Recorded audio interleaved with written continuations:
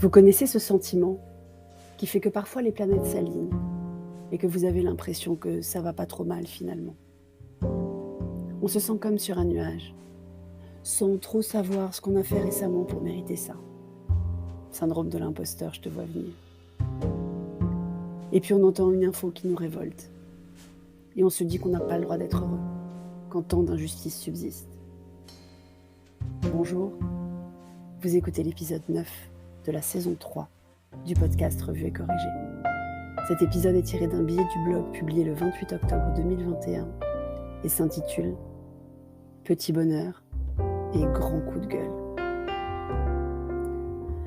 Le matin, je lis plein de newsletters avec mon café. Puis j'écoute France Info dans la salle de bain. C'est une habitude que je tiens de feu mon papa, on ne se refait pas. Hier matin donc, c'est ce que j'ai fait. Et j'ai failli tomber sous la douche. Pourtant, j'étais de bonne humeur. Épuisée, toujours, ça ne s'arrange pas, mais de bonne humeur. Les planètes ont l'air de s'aligner pas trop mal. J'ai eu pas mal de bonnes nouvelles professionnelles ces derniers temps.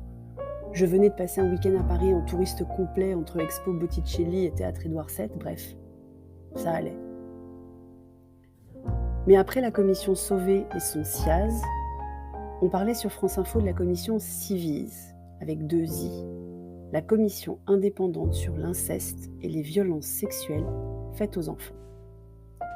Dans son premier avis, paru hier donc, la Civiz recommande entre autres de ne pas poursuivre le parent qui ne respecterait pas le droit de visite de l'autre parent visé par une enquête pour inceste, et de suspendre, pendant le temps de cette investigation, le droit de visite et l'exercice du droit parental de ce parent soupçonné. Vous voyez où je veux en venir ? Si la commission le recommande, c'est que ce n'est pas encore le cas. Ça veut dire qu'une mère qui soupçonne son souvent ex-conjoint d'inceste sur leur enfant commun et porte plainte à ce sujet, cette mère doit continuer à ce jour à lui déposer l'enfant selon les dates imposées par le jugement de garde. Et donc cette mère s'expose à des poursuites si elle ne le fait pas. En creusant un peu le sujet, j'ai découvert en fait toute une panoplie de biais qui diminuent la portée des paroles non seulement des mères, mais également des enfants dans le cadre d'une procédure de séparation.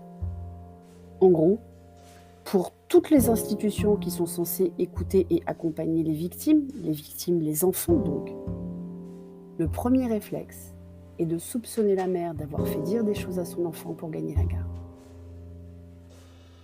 Ça a dû arriver ce genre de cas, peut-être.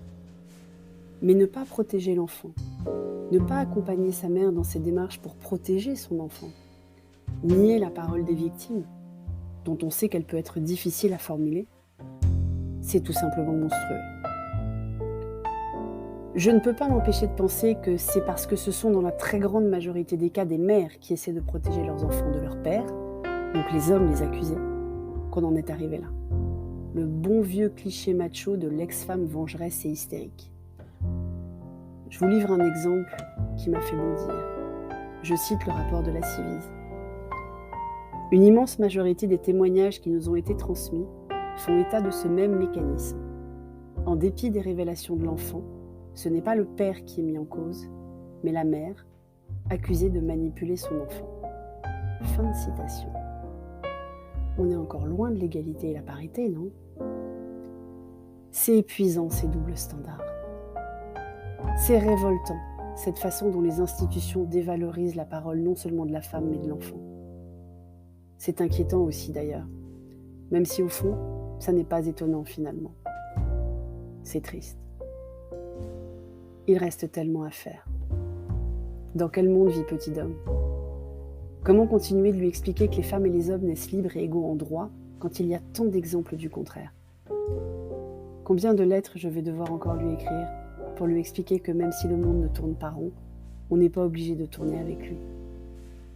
C'est un rocher de Sisyphe, un tonneau des Danaïdes, une besogne éternelle. Mais ça ne veut pas dire qu'il ne faut pas le faire.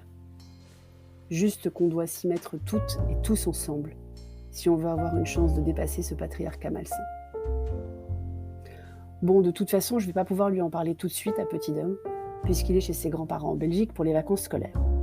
Parce que c'est les vacances scolaires. Vous savez, ce moment où les mères qui ont la garde doivent remettre les enfants à leur père.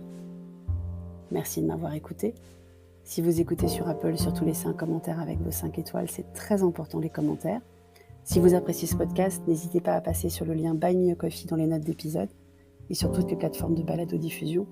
Abonnez-vous et partagez. À bientôt.